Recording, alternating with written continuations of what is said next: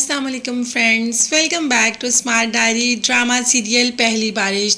जैसे ही पता चलता है मानी को कि निम्रा की मंगनी हो गई तो मानी तो अपना आपा ही खो देता है। निम्रा को खोने का तो तसव्वुर भी नहीं कर सकता। अगर निम्रा को खोने का तसव्वुर नहीं कर सकता था तो दादी और माँ की बातों में आकर जाकर अंगूठी क्यों वापस की। मानी ने अंगूठी वापस की और निम्रा ने उस वापसी पर मोहर लगा दी। बस अब एक दूसरे से इतनी मोहब्बत करते हुए भी ये दोनों एक दूसरे के साथ नहीं।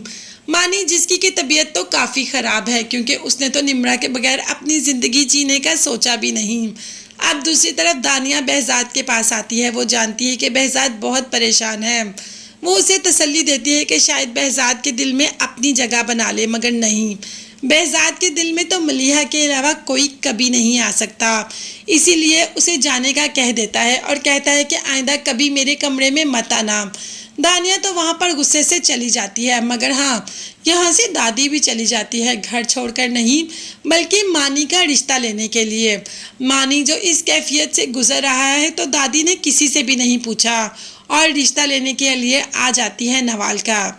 जबकि नवाल इस रिश्ते से इनकार कर देती है कि मुझे पुप्पो की तरह ज़िंदगी नहीं गुजारनी, मगर फिर पुप्पो ही समझाती है कि मानी बहुत अच्छा लड़का है, वो तुम्हारी मोहब्बत हासिल करते ही निम्रा को भूल जाएगा, बस तुम उसे अपनी मोहब्बत का यकीन दिलाना। और दादी ये रिश्ता लेकर चली जाती है।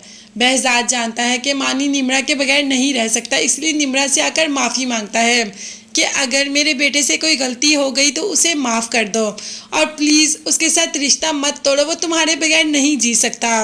अब इस वक्त निम्रा ने बात कर ली कि अगर आपका बेटा मुझसे इतनी ही मोहब्बत करता था तो अपने शेयर्स मेरे नाम लगाने की क्या ज़रूरत थी। उसे क्या लगा कि मैं उसके पैसों की वजह से उससे शादी कर रही थी।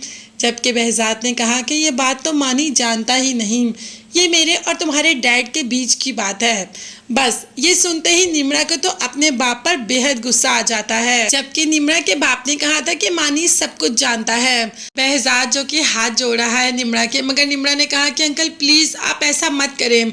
और इसके बाद निम्रा खुद चली जाती है। पहले तो काफ़ी देर रोती रहती है और फिर सोचती है कि एक दफ़ा जाकर अपने बाप से ज़रूर बात करनी चाहिए।